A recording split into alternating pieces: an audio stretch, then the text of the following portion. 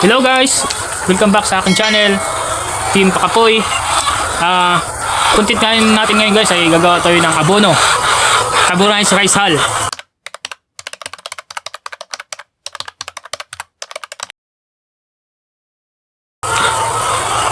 Yung balat ng palay guys, yung ipabaga, hindi ito related dun sa nauna nating video na nanghuli tayo ng isda. Kaya ako nakamas guys kasi maalikabok yung guys, malalanghap natin yung alikabok. So tara, gawa na tayo guys. Na pala guys, sa mga nagtatanong o nagtataka kung para saan yung gagawa nating abono o carbonized hull, para po yun doon. Punta natin guys. Yan guys, para dito yung gagawin nating carbonized rice hull. Pasok tayo guys. Yan. Meron po ditong 720 heads na RTL guys. Ready to egg na guys, yung RTL manok. Yan. Yung carbonized rice hull o yung balat ng palay na lulutuin, susunugin. Ayan yung guys, ayan o, sa baba. Ayan yun, pan-toppings yan guys. Yan yung binabagsakan ng ipot ng manok.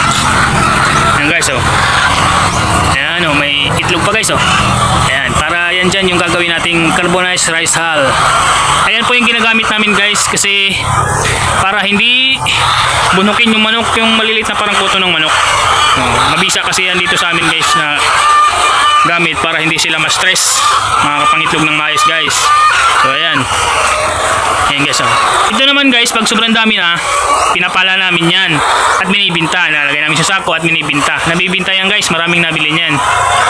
Abono kasi yan guys, magandang pangabono yan, pataba sa lupa. Pangabono sa mga pananim, mga pananim na mangga, langka o kahit anong pananim guys. Magandang pangabono yan guys. Mga gustong bumili guys, baka may gustong bumili ng sako-sakong abono guys na carbonized rice hull. Magandang pangabono yan guys. Mag-comment lang o mag-PM guys sa gustong bumili, magpa-reserve, mag-order ng sako-sakong abono guys. Magandang pangabono yan guys. Sa itlog naman guys, sobrang dami na ito guys, hindi na kayo kukulangin sa itlog. Dati kasi nabibitin kami sa itlog, ngayon hindi na ito mabibitin guys. Mga more than 3 weeks na yata ito guys, kung di ako nagkakamali. At ngayon ay nangitlog na sila guys. Hindi pa lahat pero itlog na rin guys. Ayan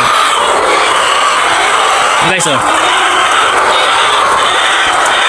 marami yan guys. Sensya na kayo, maingay talaga sila pag sa umaga. Ayan guys Ayan guys, punta naman natin yung isa pang RTL guys na 200 plus lang po yun. Ayan guys bye bye mga chicken. Tara guys, punta natin yung isa pang RTL. Sarado muna natin to. Ayan guys yung farm na yun. Ayan guys, gagawin na rin yung RTL, kulungan ng manok guys. Dati baboyan yan na nag-stop muna, gagawing RTL ulit. Ayun yung kabilang RTL guys.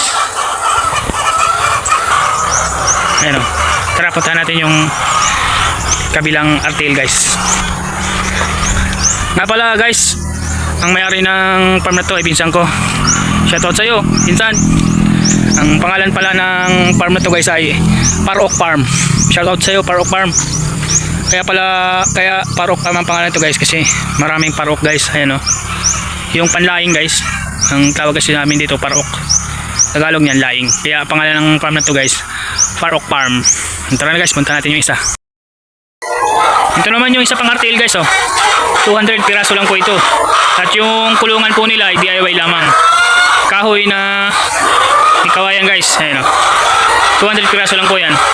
Ayun po sa ilalim yung gagawin nating carbonized rice hull guys malaking bagay po yan, maraming panggagamitan guys. So mga gustong order guys ng carbonized rice hull, magandang pangabono po yan, mag-comment lang po dyan, kaya mag-PM po. So tara guys, mag-carbonize na tayo. Yan guys, dito tayo magka-carbonize.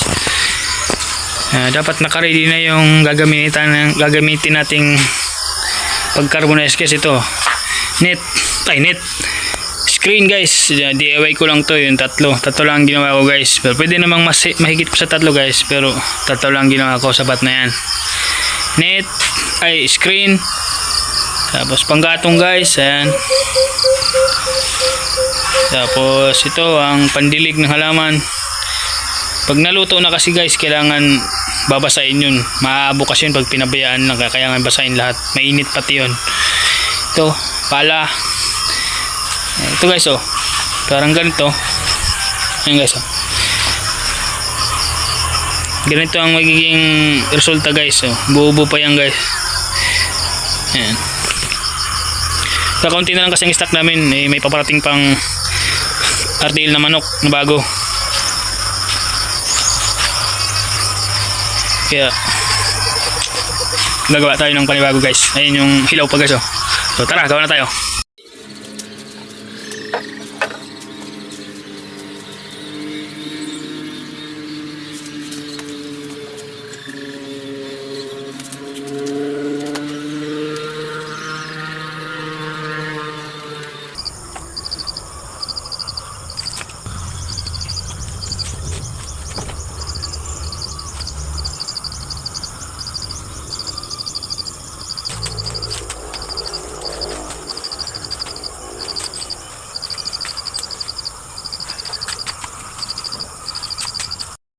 Ayan guys, oh, nakadikit na tayo ng apoy guys sa loob ng screen. Ayan, tayo lang natin medyo lumakas-lakas mga apoy guys. Yung isa medyo malakas na. Ito yung isa guys, oh. Tatlo yan, ganyan lang po ang estilo namin sa pagkakarbonize guys. Didikit muna ng apoy guys. Maya maya guys, lalagay na natin yung ipa guys. Ayan.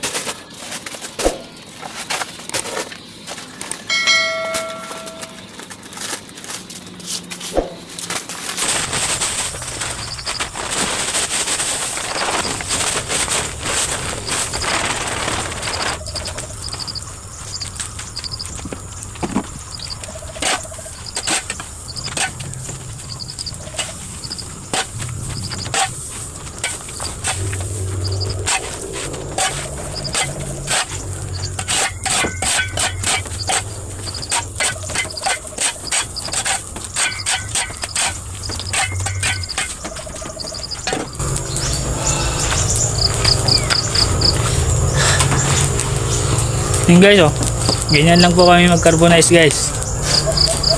Guys, tapos na tayo maglagay ng ipa. Yung kasama natin, oh. Ayan, ganyan po kami mag-carbonize ng rice hull guys, ng ipa.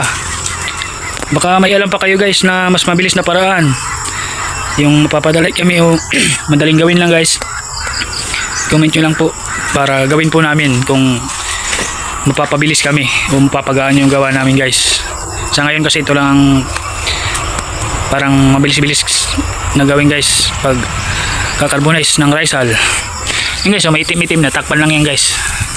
Yan, pag may mga itim-itim na sa tabi guys, tatakpan lang yan. Ganyan, ayan, kasama ko pogi ano. Sa mga walang jowa dyan guys, mag-comment lang. Ayan guys, oh, mainit lang guys, pero takpan natin yan, oh, para hindi maabo. Yan guys, oh. Yan siya guys, oh. Binata po yan guys, oh. Yan siya. Pwede na natin iwan guys, balikan na lang natin mga after 3 hours siguro o mga 4 hours. Stay tuned na lang guys. Yan guys, ito na ang itsura nya after mga 3 oras mahigit. Yan, ang itim na yung kabilang ano, kabilang side guys, oh. Yan, oh. Tatakpan ng natin yan ulit guys. Dito medyo itim-itim na guys. Yan guys, oh. Takpan lang natin yan ng ano, yung mga hindi pa sunog. Ayan, oh. Ayan yung katulong ko sa pagkaroon guys, oh. Binata pa yan guys, yung mga walang jowa dyan guys, oh. Mag chat lang, mag PM lang, kanap siya ng mapapangasawa daw. Ayan, oh. Guys, oh. Ayan, tatakpak lang yung mga itim guys para hindi maabo. Tinanggal ko na pala kanina yung screen guys, hindi ko lang na videohan. Okay guys, update. Mainit yan guys, nagbabagayan sa ilalim sa loob. Okay, kailangan nating mahanda ng tubig para mamaya babasahin na natin.